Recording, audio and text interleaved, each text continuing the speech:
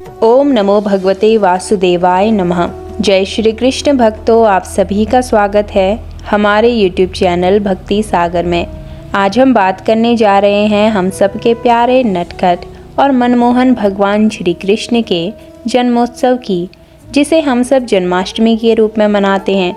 यह सिर्फ एक त्योहार नहीं बल्कि प्रेम, आनंद और भक्ति का महापर्व है। ऐसा माना जाता है कि इसी पावन दिन आधी रात को भगवान विष्णु के 8वें अवतार श्री कृष्ण ने धरती पर जन्म लिया था। उनके जन्म से मथुरा की जेल में अंधेरा मिटा और चारों ओर रोशनी फैल गई। आज के इस खास वीडियो में हम जानेंगे जन्माष्टमी की सही तिथि और शुभ मुहूर्त 2025 में क्या रहेगा, इस पवित्र दिन का महत्व, भगवान कृष्ण की पूजा की सही विधि, जन्माष्टमी पर क्या क्या खास तैयारी कर सकते हैं और सबसे आखिर में भगवान श्री कृष्ण के जन्म की पावन व्रत कथा।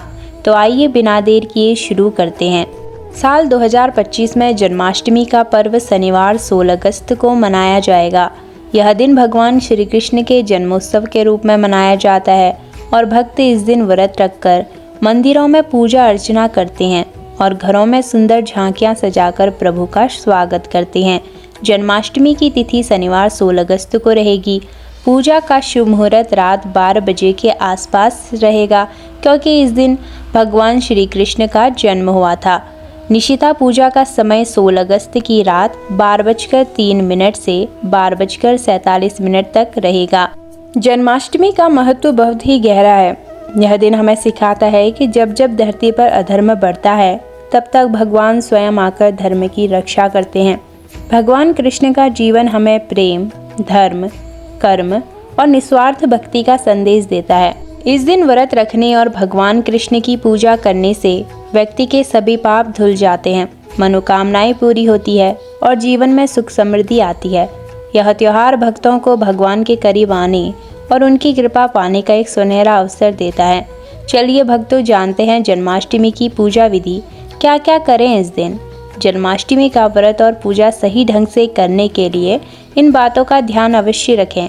सुबह की तैयारी, एकादशी की तरह ही जन्माष्टमी के दिन भी सुबह जल्दी उठें, स्नान आदि करके साफ सुथरे कपड़े पहनें। भगवान कृष्ण का ध्यान करते हुए अपने हाथ में थोड़ा सा जल और फूल लेकर व्रत करने का संकल्प लें। अगर आप निर्जला व्रत रख सकते हैं तो बहुत अच्छा है, वरना फलाहार व्रत भी कर सकते हैं। भगवान कृष्ण की पूजा करें। पूजा घर में भगवान कृष्ण की बाल रूप की मूर्ति स्थापित करें। एक चौकी पर लाल या पीला वस्त्र बिछाकर मूर्ति को रखें। उन्हें गंगा जल और पंचामृत, दूध, दही, घी, शहद, मिश्री का मिश्रण, इससे स्नान कराएं। नए और सुंदर वस्त्र पहनाएं। उनका श्रृंगार करें, जिसमें मोरपंख, बांसुरी, मुकुट और वैजयंती माला हो, क्योंकि यही तो उनकी पहचान है। उन्हें पीले फूल, तुलसी के पत्ते, धूप, दीप, चंदन और कुमकुम श्रद्धापूर्वक चढ़ाएं। ओम नमो भगवते वासुदेवाय मंत्र का कम से कम 108 बार जाप करें। कान्हा जी को माखन, मिश्री, धनिया, पंजीरी, खीर का भोग लगाएं। याद रखें, भोग में तुलसी का पत्ता भी ज़रूर हो। जन्माष्टमी की व्रत कथा पढ़ें या ध्यान से सुनें। अगर संभव हो तो रात भर जागरण करें। भगवान कृष्ण के भजन कीर्तन करके उनके नाम का स्मरण करें। जन्म का उत्सव रहेगा रात 12 बजे। जब भगवान का जन्म होता है तब विशेष आरती करें। कान्हा जी को झूले में झुलाएं और उन्हें जन्म की बधाई दें। शंख बजाएं और खुशियां मनाएं। तो पारण अगले दिन यानी 17 अगस्त 2025 को रहेगा। रविवार को सुबह फिर से स्नान करके ब्राह्मणों या ज़रूरतमंदों को भोजन कराएं और अपनी क्षमता अनुसार दान दक्षिणा आप दे सकते हैं। पारण का शुभ समय रहेगा 17 अगस्त को सुबह 6:04 के बाद। इसके बाद ही अपना व्रत खोलें और भोजन ग्रहण करें। तो आप जन्माष्टमी पर क्या क्या खास तैयारियां कर सकते हैं। जन्माष्टमी पर पूजा के साथ साथ कुछ खास तैयारियां भी की जाती है, जो इस पर्व को और भी यादगार बना देती है। अपने घर में एक छोटी सी झांकी बनाएं, जिसमें कृष्ण जन्म का दृश्य या उनकी बाल लीलाएं दिखाई गई हो।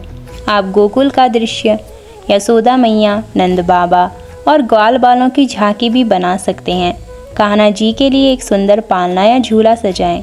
उसे फूलों से, मोतियों से या फिर रंगीन कपड़ों से सजाया जा सकता है।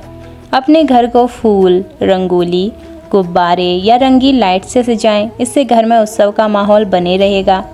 माखन, मिश्री, धनिया, पंजीरी, पंचामृत, खीर या लड्डू, तो आप इस प्रकार के पकवान बना सकते हैं जो कान्हा जी को पसंद हों। परिवार के साथ मिलकर भगवान कृष्ण के भजन गाएं और उनके नाम का जप करें।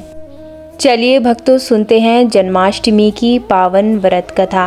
प्राचीन काल में कंस नाम का एक अत्याचारी राजा था, जिसने अपने पिता उग्रसेन को कारागार में डालकर स्वयं मथुरा का राजा बन बैठा था।